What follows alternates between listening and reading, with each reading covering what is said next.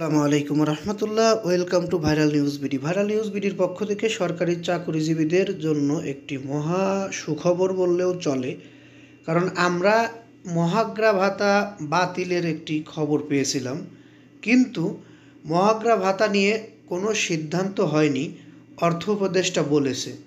আসলে বিষয়টি নিয়ে একটু বুঝতে হবে, তাই আমরা একটু ধৈর্য সহকারে পুরো নিউজটি শুনব, তাহলে বিস্তারিত জানতে পারবো। সরকারি কর্মচারীদের মহার্ঘ ভাতার বিষয়ে সরকার এখনও সিদ্ধান্ত নেয়নি বলে জানিয়েছেন অর্থ উপদেষ্টা সালেউদ্দিন আহমেদ। এমনকি তিনি এও বলেন, মহার্ঘ ভাতার সিদ্ধান্ত কে নিয়েছে তিনি তা জানে না।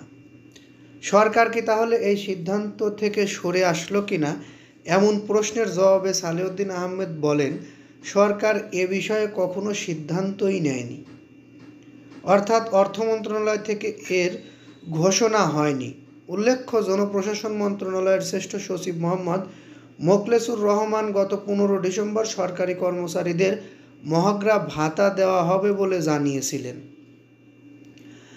আজকে সচিবালয়ে সরকারি ক্রয় সংক্রান্ত উপদেষ্টা পরিষদ কমিটির বৈঠক শেষে সাংবাদিকদের প্রশ্নের উত্তরে একথা বলেন অর্থ উপদেষ্টা। কিন্তু সচিব জানালেন, অর্থ উপদেষ্টা বললেন এ বিষয়ে কোনো কথাই হয়নি, সিদ্ধান্ত হয়নি।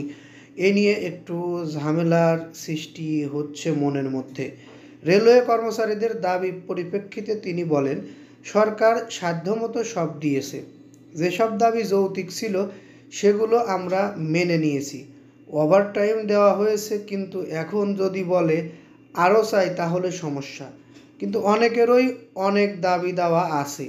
রেলওয়ের কর্মচারীদের অন্যান্য দাবি দেওয়ার প্রসঙ্গে সালেউদ্দিন আহমেদ বলেন, সেটা রেলমন্ত্রী বলতে পারবেন, এটা তার বলার বিষয় নয়। সরকার খাদ্যদ্রব্য, জ্বালানি ও সারের সরবরাহ নিশ্চিত করতে চায়, এই জন্য সরকারকে সহযোগিতা করা উচিত। বা ক্রয় সংক্রান্ত উপদেষ্টা পরিষদ কমিটির বৈঠক প্রসঙ্গে অর্থ উপদেষ্টা বলেন, নিত্য প্রয়োজনীয় পণ্যের সরবরাহ নিশ্চিত করার লক্ষ্যে আজ ক্রয় সংক্রান্ত মিটিং হচ্ছে। আসলে দেশটাকে যদি একতরফাভাবে খেতে চান কেউ, সেটিকে সাধুবাদ জানানোর মতো লোক কিন্তু সাধারণ জনগণ নয়। আপনারা সরকারি চাকরি করেন, সরকারের কর্মচারী কর্মকর্তা, আপনারাই যদি সমস্ত কিছু খেয়ে নিতে চান বা আপনাদেরই যদি সমস্ত কিছু দিয়ে দেওয়া হয়, বাংলাদেশের সাধারণ মানুষ কী খাবে বা সাধারণ মানুষের কি হবে, এটিও সরকারি কর্মচারী কর্মকর্তাদের বিবেচনায় রাখা উচিত বলে আমরা মনে করছি। আমি একজন নিউজ ক্রিয়েটর, এটা আমার মন্তব্য, আমি আপনাদের মাঝে মন্তব্যটি করে গেলাম। আপনাদের কোনো কিছু মন্তব্য থাকলে অবশ্যই কমেন্ট বক্সে জানিয়ে যাবেন। ভালো লাগলে লাইক, কমেন্ট, শেয়ার করবেন। পরবর্তী নিউজ পেতে অবশ্যই চ্যানেলটি সাবস্ক্রাইব করবেন। আসসালামু আলাইকুম।